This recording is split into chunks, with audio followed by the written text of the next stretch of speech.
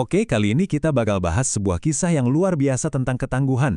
Sebuah cerita tentang gimana sebuah vonis medis yang kedengerannya kayak akhir dari segalanya, malah jadi awal dari sebuah perjalanan yang sangat mendalam.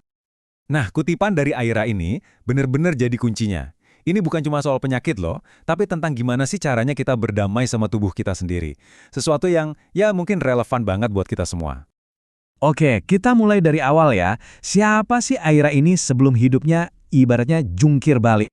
Jadi Aira ini seorang mahasiswi di Bandung, penuh semangat banget.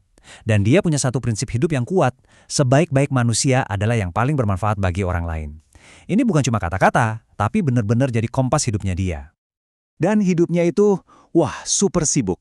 Dia aktif di kampus, ngajar paruh waktu, ngasih les privat juga buat anak-anak di sekitarnya. Pokoknya hampir nggak pernah istirahat. Buat dia, capek itu bukan alasan buat berhenti, tapi justru buat makin tancap gas.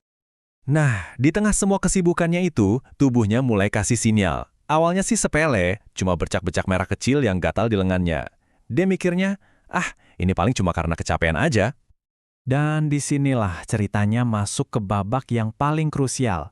Momen di mana Aira dapat sebuah diagnosis yang, ya, mengubah segalanya. Coba bayangin deh, dengar kata-kata ini dari dokter.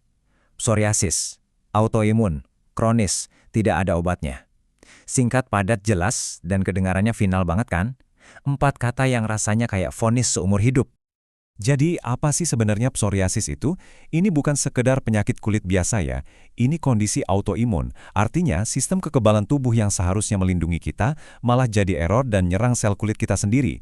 Dan menurut dunia medis ya, ini kondisi kronis, bisa dikontrol, tapi nggak bisa disembuhin total. Tapi, tahu nggak apa yang paling akhirnya takutin? Bukan rasa sakit fisiknya. Bukan. Ketakutan terbesarnya itu, gimana kalau dia nggak bisa lagi jadi orang yang bermanfaat? Gimana kalau penyakit ini ngerebut tujuan hidupnya? Nah, di tengah keputusan asahan itu muncullah titik terang. Sebuah jalan penyembuhan yang sama sekali nggak terduga. Ini pertanyaan yang menarik ya. Kalau dunia medis udah bilang nggak ada obatnya, kita harus cari harapan kemana lagi? Nah, buat Aira, jawabannya datang dari tempat yang mungkin nggak pernah kita bayangin. Dan inilah jawabannya. Lebah. Yep, makhluk kecil yang seringnya kita takuti, yang kita hindari. Justru dari sinilah harapan baru Aira muncul. Ini jadi awal perjalanannya dengan terapi sengat lebah. Jadi ceritanya, ada ibu dari salah satu muridnya, namanya Ambu Aminah. Beliau ini yang dengan lembut nanya ke Aira, pernah dengar tentang terapi sengat lebah? Satu pertanyaan simpel yang membuka pintu ke dunia yang benar-benar baru buat Aira. Oke, sekarang kita masuk ke bagian intinya. Gimana sih proses terapinya? Penuh rasa sakit, butuh kesabaran, tapi disitulah Aira menemukan tujuan baru. Perjalanannya ini nggak langsung berhasil loh, ada tahapannya. Pertama ya jelas, ngelawan rasa takutnya dulu. Terus, ngerasain sengatan pertama. Sakitnya itu jadi pengingat betapa rapuhnya kita. Tapi dari situ, rasa penasarannya muncul. Dia mulai belajar, apa sih ilmu di baliknya? Dan yang paling penting, dia belajar soal sabar. Dia sadar kalau penyembuhan itu prosesnya naik turun, nggak lurus-lurus aja. Nama terapinya itu acupuncture. Ini gabungan antara akupunktur tradisional sama manfaat dari racun lebah.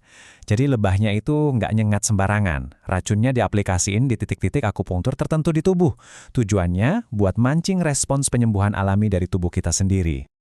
Nah, sebagai mahasiswi sains, Aira kan penasaran banget. Dia mulai dalemin ilmunya. Dia jadi tahu kalau lebah yang dipakai itu jenis Apis cerana, lebah madu lokal kita. Dia belajar kalau racun atau venom lebah itu isinya senyawa kompleks. Salah satunya yang paling penting itu melitin, yang punya efek anti peradangan kuat banget. Jadi terapi yang tadinya kelihatan ajaib ini ternyata punya dasar biologis yang kuat. Tapi ada satu pelajaran penting banget di tengah jalan. Suatu hari, Aira sampai pingsan pas lagi terapi. Kenapa? Karena dia maksain diri pas badannya lagi capek banget.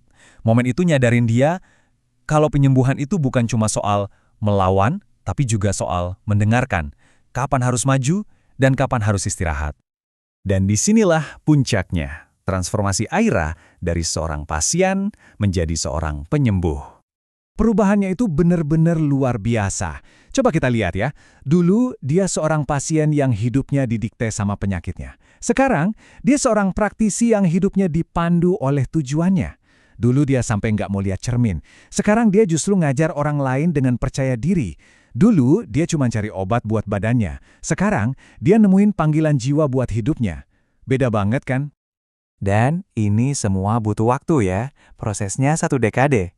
Di tahun pertama dia mulai terapi, masih berjuang sama sakit dan takut. Masuk tahun ketiga, psoriasisnya mulai bisa dikontrol. Tahun kelima, dia lulus dan jadi guru kimia. Dan puncaknya, di tahun ke-10, dia mendirikan Rumah Sehat BSEA di Tasikmalaya buat berbagi ilmunya. Jadi, inilah potret Aira hari ini. Seorang guru kimia yang juga ngelola pusat kesehatan. Dia berhasil ngegabungin semuanya, pengalaman pahitnya, ilmu akademisnya, dan tujuan barunya jadi satu paket utuh yang bisa bantu banyak orang. Dan semua ini nggak lepas dari satu nasihat penting dari mentornya, Ambu Aminah. Beliau bilang, kalau suatu hari kamu sembuh, jangan berhenti di situ. Ilmu ini harus diamalkan. Nasihat ini yang jadi bahan bakarnya Aira buat nggak nyimpen kesembuhannya sendiri, tapi ngejadiin itu sebagai sebuah pelayanan. Kisah Aira ini ninggalin kita dengan satu pertanyaan yang dalam banget. Dia nunjukin ke kita kalau kadang ujian terberat dalam hidup itu justru yang ngasih kita pelajaran paling berharga. Jadi pertanyaannya buat kita semua, mungkinkah luka kita yang paling dalam justru bisa jadi guru kita yang terhebat?